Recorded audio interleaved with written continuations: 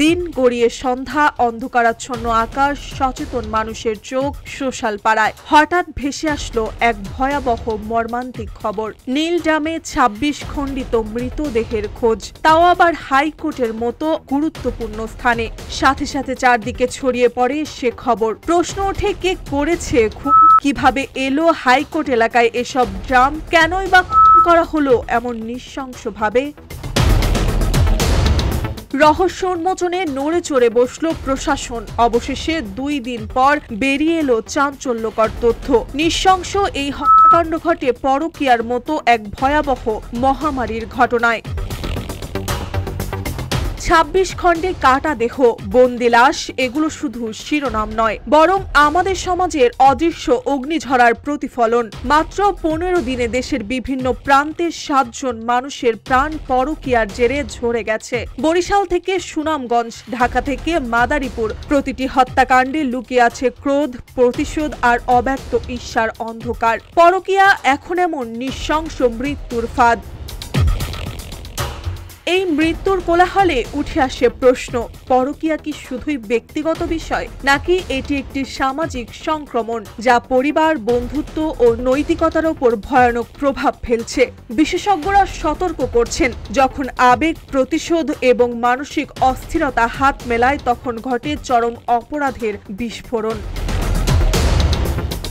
বরিশালের মুলাদিতে চরকালেখান ইউনিয়নের উদ্যোক্তা তাপস চন্দ্র কুমারকে তার প্রেমিকার স্বামী স্বপন মণ্ডল দাওয়াত দিয়ে নিয়ে যান। সেখানে তাকে হাত পা বেঁধে পিটিয়ে কীটনাশক পান করানো হয়। মুমূর্ষু অবস্থায় হাসপাতালে ভর্তি করানো হলে ঢাকায় চিকিৎসাধীন অবস্থায় ২১ দিন পর মৃত্যু হয়।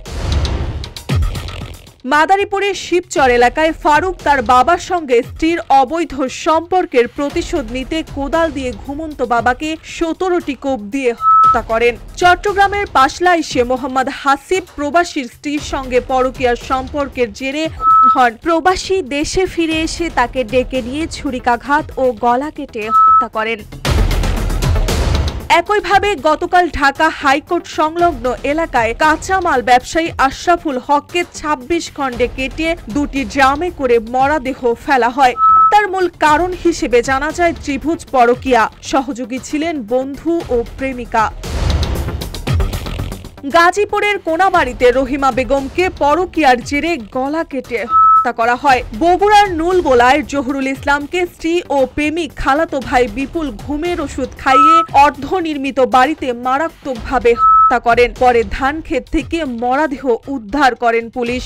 সুনামগঞ্জে মোহাম্মদ জিয়াউর রহমানকে স্ত্রী ও সৎ ভাইয়ের পরকীয়ার জেরে করা হয়। পরে বস্তাবন্দি অবস্থায় ফেলে দেওয়া হয় খালের পাড়ে।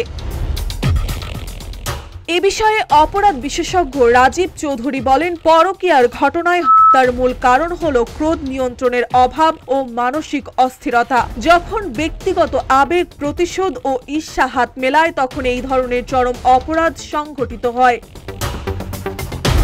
সমাজবিজ্ঞানীরা বলেন, পরকীয়া শুধু ব্যক্তিগত নয়, এটি পারিবারিক ভাঙন, সামাজিক মানসিক চাপ ও নৈতিক অবক্ষয়ের প্রতিফলন। আমাদের সমাজের সচেতনতা ও মানসিক স্বাস্থ্য শিক্ষা জরুরি। এই ঘটনার সংখ্যা সংবাদ মাধ্যমে প্রকাশিত পায় মাত্র অল্প সংখ্যক। প্রতিদিন আরো অজস্র ঘটনা ঘটে যায় আমাদের চোখের আড়ালে। পরকীয়া কেবল ব্যক্তিগত সমস্যা নয়, এটি পরিবার, সমাজ ও আইন শৃঙ্খলার ওপর প্রভাব ফেলে। সচেতনতা, পারিবারিক শিক্ষা ও মানসিক সহায়তা ছাড়া এই অপরাধের ধারা থামানো কঠিন।